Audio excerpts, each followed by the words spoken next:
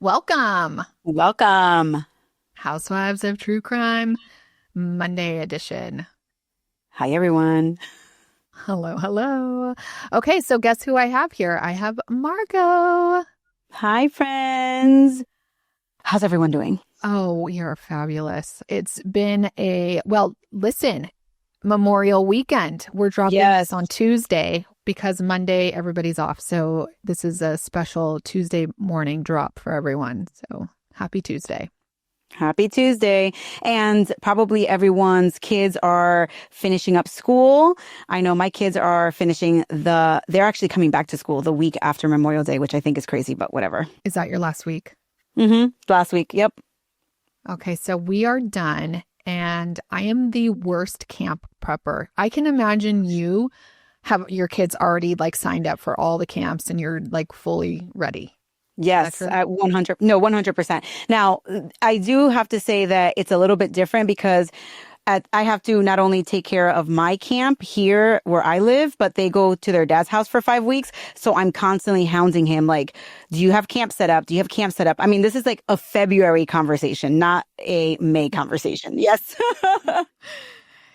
Yes. So I am opposite of you, and I wait till the very last minute. I can't even think in February about summer or camps, and everybody else in my circle does. So my kids are the ones that are possibly get in at the last minute, or we go to those camps that are please come to us because no one found us, or, they're going to art camp, maybe, that type of stuff. Yeah.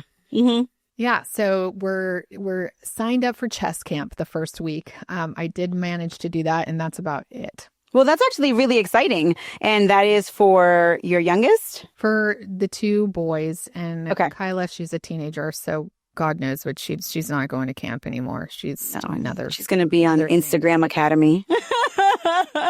Facebook Academy. It's true. It's TikTok and Snapchat Academy these days. Margot, you're saying your age with those I know. Facebook.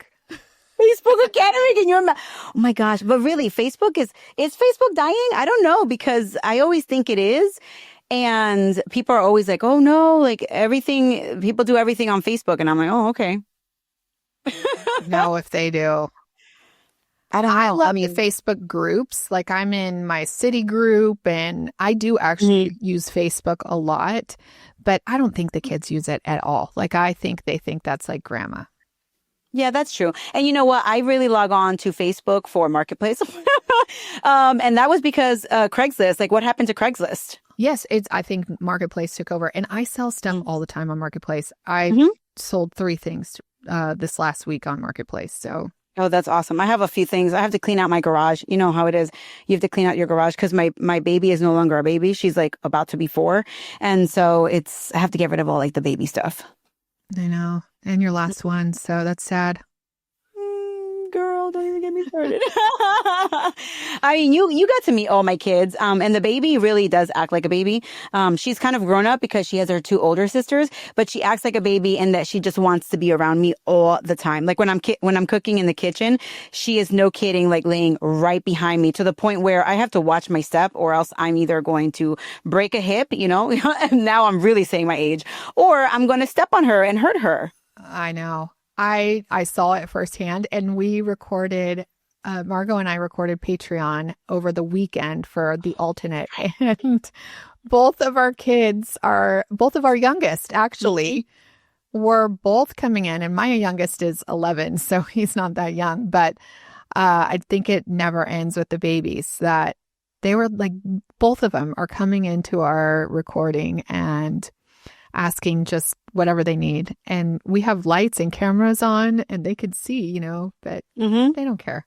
They're like, yeah. I actually was recording the alternate the other day, and our editor, Dom, I was like, you have to edit this whole thing out, because she literally sat right here, right under the camera. And I was like, you have to be so quiet. And then she started kicking the camera, and I was like, oh my goodness. I was like, this is going to be so tough. But he made it work. I was like, I'm going to definitely, I can tell which one she's in, and I really can't. So I don't know. Maybe that's good acting on my part. Good. And good editing on Damian. Exactly. Shout out to him. Exactly. Yeah. Exactly. Okay, so I have a case for you today. I'll tell you, it comes out. Margot was actually asking me right before this, which one I'm doing. And I was like, I can't tell you, girl. I know this is okay. So everybody, this is all new to me because I normally, I have been on this show before, but I normally just do my own story where I'm just talking basically to myself. But whenever I tell the story, I'm telling it to like my bestie. But it is so funny because I'm just so curious. I am like, so what case are you telling me? And she told me like the first name and I was like, I don't know it. She's like, I'm not going to tell you anything else. And I was like, okay. And I really didn't even have time, even if I wanted to search what it was. But I am really excited because I love true crime. I know you do. You do your own true crime. Okay, so let's get into it. Okay. All right, I'm taking you this week to Minot, or actually it's called Minot. Have you heard of this? Minot, North Dakota? I think you might have. I actually have heard of Minot because that's where a big Air Force base is. That's true. That's where we keep our missiles. I mean, I didn't say that. What? What did you just say? You're going to have to listen. You're going to have to play it back. You're going to have to play it back when it comes out. Okay, you guys, slow down the speed and turn up the volume because I want to hear that. Okay, well, locals like to say, why not, my not? And what I would say back to that is freezing is the reason, and I don't do cold. Mm-hmm. And it is cold there for a long part of the year. But the city, besides the cold part, it does seem like a classical small titty, but like that. Holy sheepballs. Okay. I did not mean to say that. A small city on the prairie. Friendly folks. They have a big annual state fair. There's a huge Scandinavian festival there. It's also, like you said, home to an Air Force base. And it has a real like vibe to it, even though there's only 47,000 individuals that are there. I'm thinking that you never were stationed there because you did not say that you were. No, I was never stationed there, but I actually did go one time. And I remember the legal office. If I recall correctly, there were like no windows. So it was just like very desolate, like just a desolate place to be. However, I know people that have been stationed there and they learn to love it. But I think that's every single military base you go to. And whenever you travel in the military, you have like a built-in family, Yeah. Yeah. So, but it sounds like people love it anyways. There's a downtown, there's like murals, mom and pop shops, cute restaurants. And houses are relatively inexpensive there. You can get a house with land for under $500,000. Oh, wow. And you can get like a modest house for $200,000 or even $150,000. I was looking on Zillow. Oh, wow. Like in 2025? Yes, like right now. That's awesome. Military people need to start buying those up and then rent them out because I don't think the military base is ever leaving there. So yeah, it's not a bad idea. Mm-hmm. It's one of those places also that you wouldn't think you would find true crime, except for me and you both know that that's kind of foolish thinking because true crime happens everywhere. Mm-hmm. One other thing, it's considered a magic city because basically it just appeared out of nowhere in the late 1800s. One day it was just a prairie and the next day, boom, it was a railroad town with thousands of people. Oh, that makes sense. It was a railroad town. I didn't know that. It was. Crime here tends to be basically the small town gossip, making headlines, not murder. So when a murder happened in 2023, you bet your bottom dollar that it shook this whole town. Oh, wow. I thought you were taking me back to like the 1990s or like the early 2000s. Like this is recent. This is recent. Okay. Yeah, let's hear it. So who are the key players in this crazy tale? Well, first up, we have Stephen Edward Riley Jr. Stephen was a 51-year-old man that lived in Minot, and by all accounts, he was a pretty average Midwestern guy. In 2023, Stephen had already raised his kids, so no one was living at home, and he just liked the idea of the simple life. He dreamed about buying some land, opening up his own auto shop one day. People say he was just, friendly. Was he native to North Dakota? I don't know because you'll find out soon enough, but Stephen is no longer with us and I could not find an obituary for him. So I don't think they actually published one. Mm-hmm. And that's kind of where I dig into where people have like originated, Mm-hmm. I can imagine he's from somewhere around there because I don't think you just find yourself there unless you're in the military, right? That's what I mean. Or unless you're like a veteran and just retired there, but we don't know yet. Right. We don't know. No. Okay. People say, like I said, he was a friendly guy and he was sometimes a little too trusting, which we will see play out here in this tragic story. He had a close circle of friends and family in Minot, and in fact, he was working on rekindling his relationship with his adult son, Ryan, around the time that this event occurred. Okay. So, I mean, it sounds like he wanted to be a family man, which I like in a person. Then we have Ina Thea Kenoyer. I think that's how you say her last name. She was Stephen's longtime girlfriend. Ina was 47, so just a bit younger than Stephen, and they've been together for about 10 years. Oh, wow. And in California, that would be like common law partners, right? I don't know how it is in Florida if you're with somebody for 10 years or more, but in California, it's like you're married. Oh, yeah. I don't know. I don't know about Florida either, but I don't know about Minot, but okay. Well, fun fact, North Dakota does not recognize common law marriage, so we'll keep that in mind for later. Life insurance, maybe? Okay. Personality-wise, Ina, well, how do we put this nicely? Let's just say the relationship was rocky, and according to Stephen's son, they weren't too happy, and my dad wanted to leave her for a while, were his exact words. I think that Ina wasn't the ideal stepmom, or common law stepmom, if you will. These two had red flags written all over it. In fact, Ryan also said that Ina never worked and just leeched off Stephen.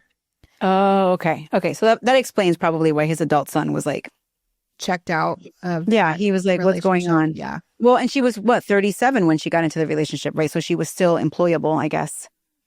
No, I guess. Totally. She was. She was.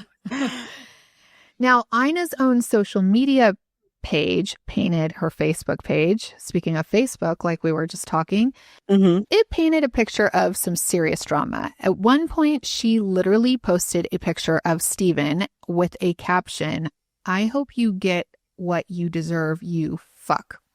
Okay.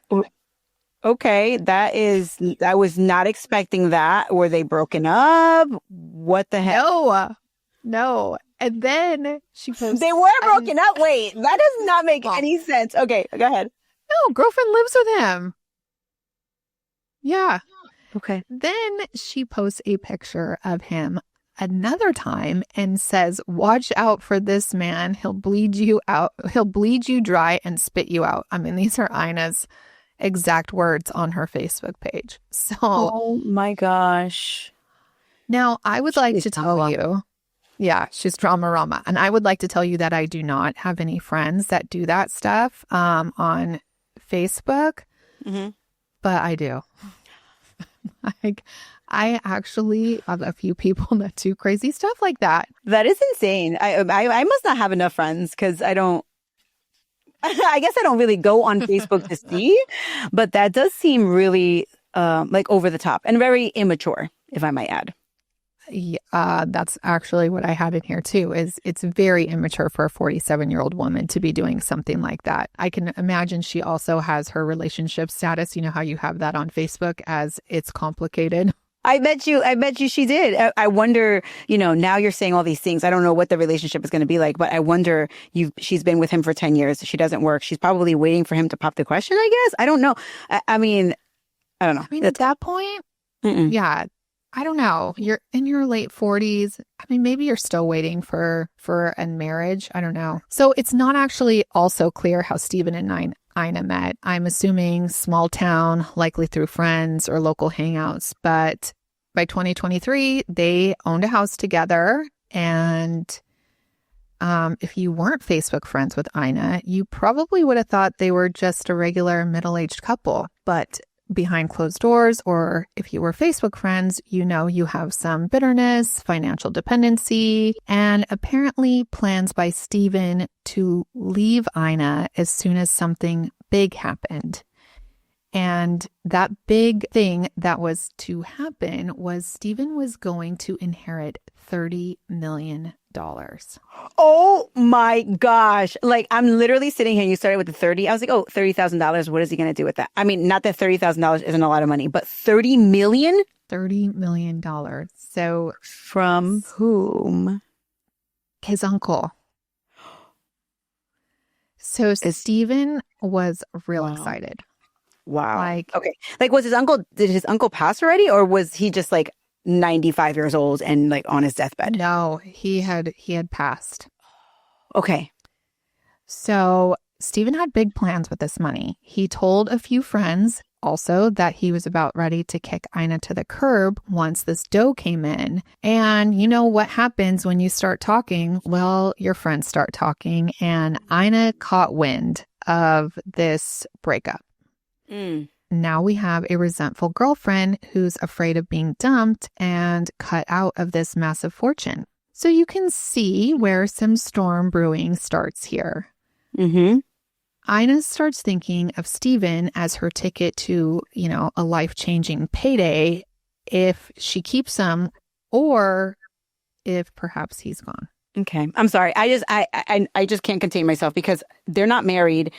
And I know we were just talking about common, what is it called? Common law marriage. But I mean, I don't know how anyone would basically, feel like they're guaranteed any type of inheritance without being actually married. I don't know. I know. I think that too.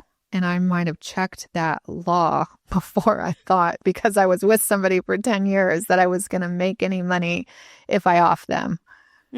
But that's crazy. Ina 100% thought that she was due this money.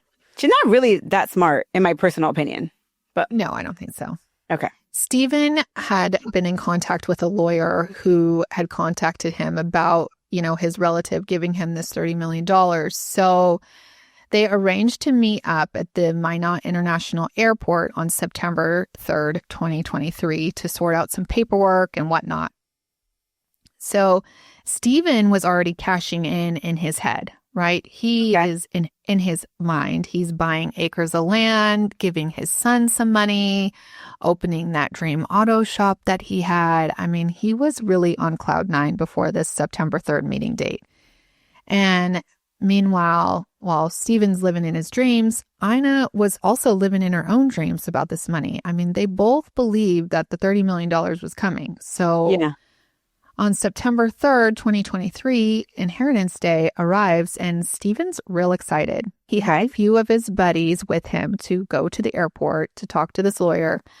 But on the way to the airport, there are kind of mixed, there's, when you read these stories, there's some mixed reports. So I'm not sure if he actually made it to the airport or on the way to the airport, but Stephen started feeling really ill. Like very, very sick. We're talking severe stomach pain, vomiting, the whole works. So you could just be nervous. I mean, 30 minutes is a lot of money. But I might be vomiting if somebody was giving me $30 money. But yes, I mean, it's suspicious. But also, I'm very confused, and I hope we'll get there. Why is he meeting somebody at the airport? If it's like an actual attorney, wouldn't there be like an office that you would go to go over paperwork? It just seems all very odd to me. But okay. Yeah, you're probably smarter than the average bear, Margot. So his friends also said he was acting like they thought he was drunk, actually, because he was like swaying around. He couldn't like really control his like body. And basically he collapsed. He was too ill to even go meet this attorney. Wow. So his friends were pretty freaked out. They wanted to get him to a doctor right away. And I agree. But Ina stepped in and was like, no, it's heat stroke. It's hot. It's North Dakota. It's September. In September, a heat stroke? I don't know. I don't know what the temperature is there. We're going to have to look at the temperatures. But no, that sounds ridiculous to me. Okay. She says he'll be fine. Let me just get him home to rest. She insisted that it was heat stroke from the hot day and he had been day drinking. That's what she said, that he had been day drinking all day before he was going to go meet the attorney, which I don't think I'd be drinking before I was going to go sign documents. That's just me. She also said she had some medical training, so they should just trust her. Oh, I don't know. What kind of medical training? I was almost a doctor. You were almost a doctor as much as Shannon Burgess was almost had his BA. No, not a BA. He had a BS. Y'all have to go watch the BS. alternate. Oh, Yes, he does have a BS and a lot of other crap. But you guys, if you did not watch last week's The Alternate, Karen Reed's trial, there is this guy and he was full of BS. So yes, I think also Ina was full of BS and did not have any kind of nursing degree. So she took Stephen back home instead of the hospital. And by September 4th, Stephen was not better. In fact, he was so bad, he was unresponsive. So it's also not clear who called 911, if it was Ina or one of his buddies. But paramedics did arrive and they found Stephen comatose. So they rushed him to Trinity Hospital in Minot, and he was in real bad shape. He was in such bad shape, they flew him to a larger hospital. And sadly, Stephen never regained consciousness. He died on September 5th, 2023. And like that, in a matter of days, this seemingly, 51-year-old man that was healthy had a heat stroke? I don't know. Oh, that's crazy. Did the attorney ever make it to the airport? I am very interested in the attorney situation, but that's just my own brain. I will get to that. And also I will get to the fact that Stephen's friends were like, hold up, this heat stroke thing, we are not buying this at all. Something is smelling fishy. Good. So they knew right away. Yeah. Okay. Or rather sweet, because several of them went to the police right away and they said they believed that Ina had been poisoning Stephen with antifreeze. And actually, they said that Ina had talked about it before, saying, I could kill him with antifreeze, which is like, dude, really? But it's also not surprising because Ina was like crazy on Facebook. Yeah, but also surprising that if she told the friends this before, why wouldn't they say, let us just take him to the hospital versus like she can go home and take care of him? I think that you don't actually believe people when they say stuff like that. Yeah, that's true. Like you think somebody's really going to do that? No.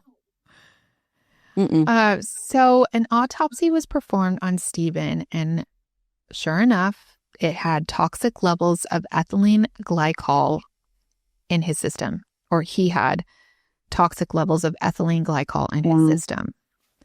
And that is the chemical in antifreeze. So his cause of death was ruled as antifreeze poisoning homicide. They then right away executed a search warrant of Stephen and Ina's house. And what did they find? A treasure trove of stuff. They found bottles with antifreeze in it, like a bottle of Windex, beer cans with antifreeze in it, and sweet tea. Oh. She actually admitted that day of September 3rd, before they went to go meet the lawyer, Stephen was drinking Ina's infamous sweet tea, which is a perfect cover-up because antifreeze smells and tastes sweet. Wow. Okay. So don't get any ideas, people. Okay. But it also has like a really strong smell, I thought. I don't think I've ever smelled antifreeze. Isn't it? It's green, right? I think so. A green liquid. I think so. I think so. I know my grandma. So this is, you talk about me and my grandma. My grandma, she used to always put antifreeze in the car, and she sometimes, actually, very recently, she called me. She's like, "Oh my God, you're not gonna believe this! I put antifreeze in the window wiper section." Or I guess. And I was like, "Oh my God, Grandma! Like, what are you doing?" So my uncle had to go over there and clear it out. But I do think that it is. Yeah, it's either green or blue or something like that. Yeah. Or maybe I'm thinking of Radiator fluid. Oh, maybe you're right. But antifreeze, I don't know, because isn't Yeah, antifreeze supposed to be for like the heat and the air conditioning in your car or the air conditioning in your car? I think so. I think. I don't know. We are not mechanics, clearly. Mm-mm. No. So Ina was quickly questioned, and she had an excuse for everything. I mean, she had already Googled, if heat stroke could be mistaken for poisoning. She also had told them that she thought Steven's cigarette had fell into some antifreeze in the garage, and then he smoked it that day, and that's how he got antifreeze in his system. I mean, because you would definitely smoke your cigarette after you dropped it in some antifreeze. Mm-hmm. Mm-hmm. He was about to win 30, or he's about to get $30 million. I'm pretty sure he could afford another pack of cigarettes. 100%. So she was just trying to claw her way out of this one any way she could. And investigators, I'm sure, told her she should hire a real good attorney. And she was probably thinking, yes, sir, because I'm getting $30 million from my dead husband's inheritance. But remember, what I told you is that she wasn't getting $30 million because common law marriage doesn't exist in North Dakota. And they told Ina, honey, you're pretty much versucht. Wow. But on top of that, Margot, You're going to jail. Okay, sorry. right? On top of that, you're going to jail. And on top of that, Ina, they also figured out that poor Steven was bamboozled into thinking he was getting $30 million. I feel like I kind of knew that because the whole thing was weird. This attorney coming in the airplane was he the only nephew, of all there was no other kids in the family where he was the one going to get the money. Okay, now I want to know more. Okay, so they did look into this, and they saw that Steven, like many others, got an email from a phony attorney claiming to have his distant dead uncle's money. And there was no attorney at the airport that day, and there was no $30 million. So this poor guy passed away from this evil black widow for nothing, for some magic disappearing money that never existed. Wow. So awful. This is a crazy, crazy case because, first of all, now she's going to go to jail for murder, probably. But now he's dead and he wasn't even going to be getting this money. So no one's getting the money because the money never existed. That is never existed. Wow. So, like I said, once Steven's death was ruled poisoning, all eyes were on Ina, and the Minot police did move fast. They spent the next several weeks gathering all the evidence that we talked about, the autopsy results, the tainted bottles, witness statements from these friends and family. It took some time to actually arrest Ina, but on October 30th, 2023, Ina Kenoyer was arrested and charged with Steven's murder. The charges were Class AA felony murder, which is North Dakota's top murder charge. Mm-hmm. It carries life without parole, or can carry life without parole, I guess. Mm-hmm. And the police put, that her motive was financial gain. The very next day after Ina was arrested, she made her first court appearance, and it was dramatic. She was like a little nuts in court. She interrupted the judge multiple times, professing her innocence, whining about how high her bail was because it was set at $1 million, and she was complaining about that. What she actually said in the middle of the court, but why is it so high? This is my first offense. I'm not responsible for this. That is my biggest pet peeve. That is my biggest pet peeve is when people say, this is my first offense. It's yeah, but you just killed somebody. Oh, no. Allegedly, but still. And yeah, that's what the judge said. We're like, lady, you're charged with the Class AA felony where someone died. So yeah, your lack of prior record does not count for much of yours. So your bail is $1 million. Mm-hmm. Over the next few months, the case proceeded, and, as they were, getting it all together, Ina initially pled not guilty, as you probably expected. But and one other thing. Actually, after this court outburst, they did take her to get a psychiatric evaluation. Mm-hmm. But turns out Ina is competent. So she was going to have a trial in May of 2024, which is 1 year ago from right now. And when that date finally started coming close, Ina got, I think she got weak in the knees. And so she changed her tune, and she decided to change her plea to guilty. Oh, I wonder if she got a deal of sorts. Well, leniency. the thing, she did.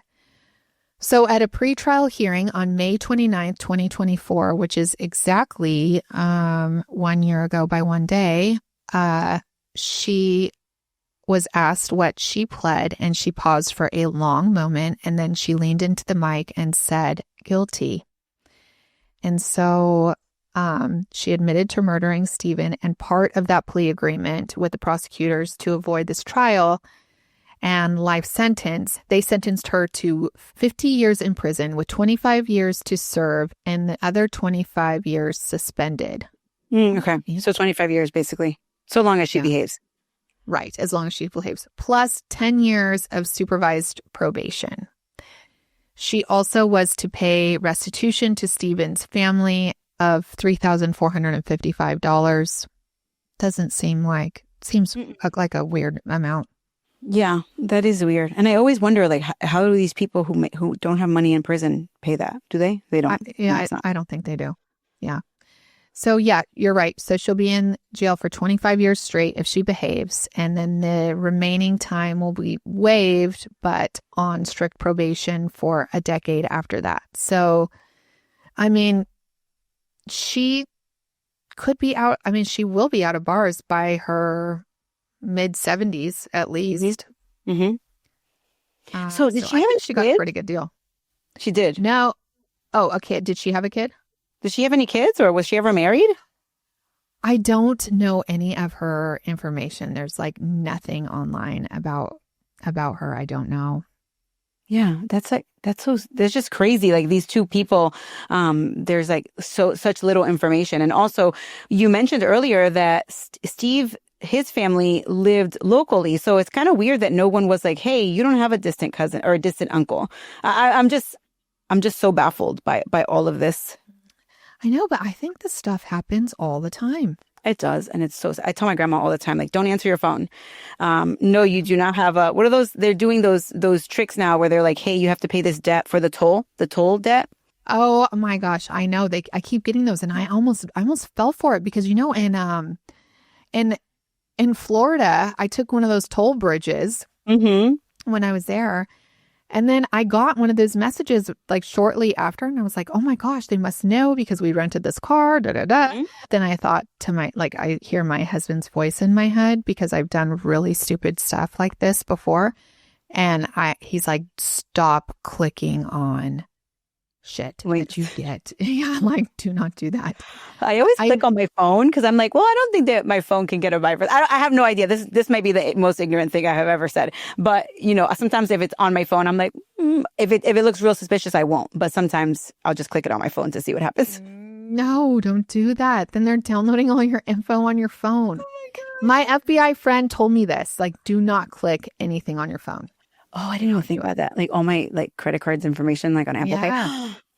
Okay, well, speaking about tolls, I do have a story about a toll, just real quick, because I had the same situation happen to me, but mine was actually legit. So over the Christmas holiday, I went to Jersey and I rented a car, and they're always trying to get you to pay the toll, and it's $45 a day, or maybe it's $25 a day for the toll to rent the little thing plus whatever the toll is. And I'm like, that is ridiculous because I don't plan on using tolls that often.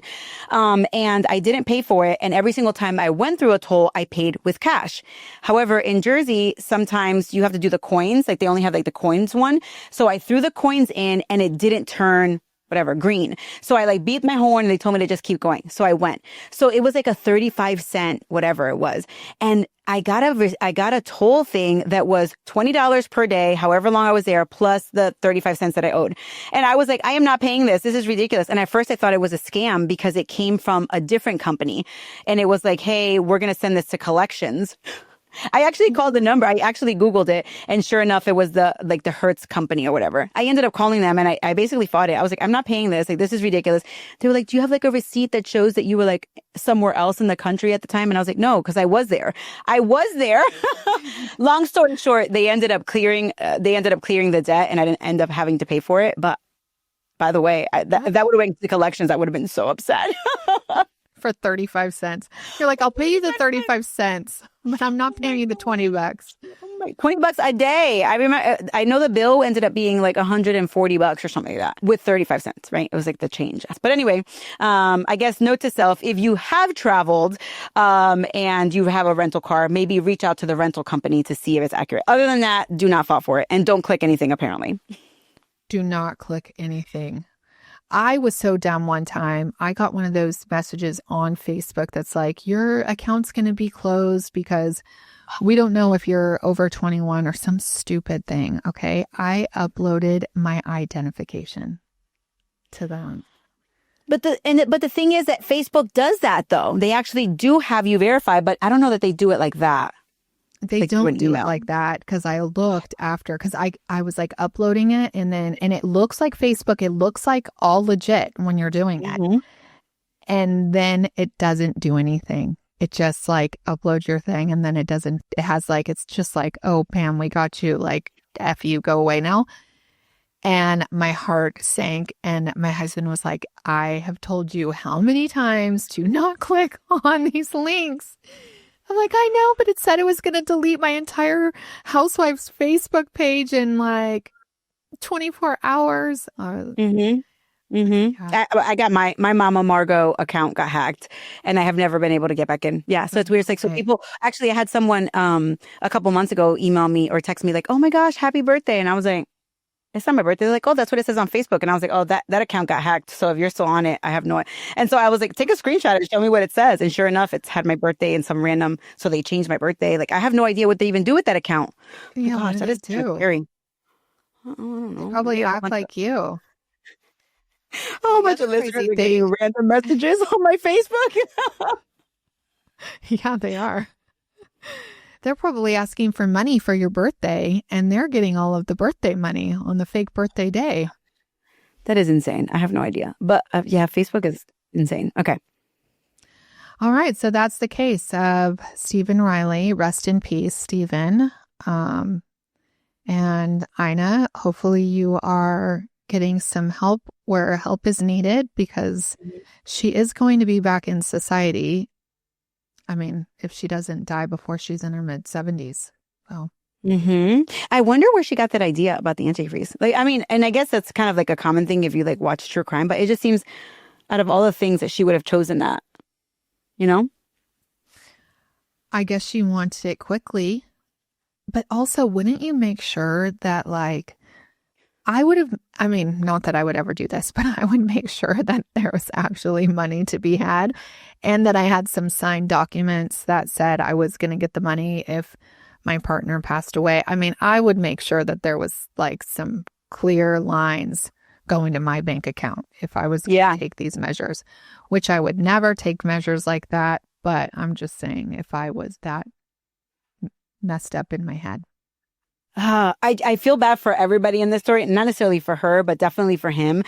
Because I'm not sure if you ever played the lottery. My dad plays the lottery and he'll always be like, oh, you gotta buy a lottery card. He's like, the jackpot is at whatever it is, right? It's always like 3 digits in the millions. And so occasionally I will, play. I'm like, okay, cool. I'll do like a random and then I'll pick some numbers. And, there's always like that moment. I don't know if you ever played. Have you ever played the lotto? Yeah, I do. Okay. There's always that moment when you buy that card and you're like, this is going to be it. Like, and then you start thinking like, oh my God, what would I do with all this money? And that's probably what the poor guy was thinking. You know, like he probably didn't even think it's so rare, like, and it's so random. He doesn't even have a long lost uncle or whatever, you know? Okay, so what I did think in this story of a happy ending here is the guy did die believing that basically he won the lottery. Yeah, right? still. Even if Yeah. that has to be such a good high. Like if you win, just think about when you win have you been to Vegas and like done, a slot machine and even won like $100? I have. I get like so excited. I don't even care if I win like $25. I am on cloud nine. So I can just, I like part of me just feels like, well, at least he was on cloud nine thinking that he was going to get something. Cause I can also imagine the heartache that you get when you've been bamboozled like that. Like you I feel like know. such an idiot, you know? And he probably felt like, oh, I can leave something to my son, right? Because his son was really the only rightful, I guess, Yeah. person who could get the money, right? So he's probably thinking like, oh, I'll leave some money to my son or whatever. But also, and we don't have enough facts in this case. But I'm wondering, like, if he was able to talk from when he got really, really ill till when he ended up passing away, like, what was he saying to people? Was he talking about the money? Was he not talking about the money? You know, like, what was he thinking? You know, that's what I think about. Well, I know he was talking about the money to his friends before he got sick, but I think the sickness happened pretty quickly because it sounded like he was drinking iced tea with Ina all day, having a great day until they were going to go meet this attorney. And then bam, right when they were going, he, basically becomes like, he can't even walk straight. So he's probably not even right in his head at that moment. And then he goes comatose. So Yeah, so that's crazy. What do people do in California? Like, if I was dating someone in California and we were dating for 10 years, like at some point you're like, we just got to break up. Like, we got to break up, or we're just gonna get married, or what? Like, it just seems, I don't know, it just seems so weird. So I think in California with common law, like if you've been dating 10 years and you break up, it's like a divorce. Like you can request, half of the money. Yeah. Oh my gosh, that is ridiculous. California people better not be dating people for that long unless you're really willing to commit. And if you're married, I know if you're married for 10 years, that's the like magic number in California, where if you stick to being married for 10 years, then you definitely get half of everything. Oh, wow. Unless Like, definite? unless you have a prenup. You have a prenup and then you have to have a prenup and then you get half of everything before that prenup, whatever, or after that prenup. Like say your husband makes, you signed the prenup and he had $1 million, but he made $1 million after that, then you get 500,000. Oh, yeah. Marriage is so interesting. In Texas, it's not like that. The other thing in California is say your husband or your wife made more money and there's alimony. And I think alimony is for life too, if I'm correct. I could be wrong, but I think it is for a very, very long time, if not for life, if you've been married for 10 years. That is insane. And it all depends on where you live, right? So if you get married in California, but you get divorced somewhere else, it will probably be wherever you live there then, right? Just divorce sucks. And then the thing is that all the states are different, right? And then you bring kids into it. Texas has a very bad divorce policy. Like the wife gets nothing. Oh, really? I mean, like, I think it's 50-50 and say your husband makes $1 bazillion and you need alimony, like you're screwed. Oh, wow. Yeah. I mean, I got divorced in Louisiana and I don't really recall what it was there, but I remember for me, it was more for the kids, right? But that's just crazy how it all works out. I read something the other day about, I don't even know how we're getting here. Tangent. 50 Cent. I guess 50 Cent was paying his son's mother. He was paying her, I don't know, some ridiculous amount of money, like $20,000 a month, and she wanted more, so he took her to court, and then the judge reduced it to $6,500 a month. Can you imagine? I mean, I don't know. That was like total tabloids that I read. But I thought if that's true, we'll have to fact check that. But if that's true, that is like, you should not have even argued if you're getting $20,000 for your son. Totally. Oh my goodness. So yeah, be careful. Be careful where you're at because you never know what's going to happen. And that's how it is with all the Totally. judges. Yeah. It's so true. All right. Well, thank you for being here today. If you want more Housewives of True Crime, I am on Patreon, and you can also do the Clink Clink Club on Apple, or you can go to Spotify bonus, any of those. Can you also please give us a rating and review? That would be very helpful. And if you want even more of Margot and I, we have our other podcast called The Alternate. And if you want more of Margot, tell them where to find you.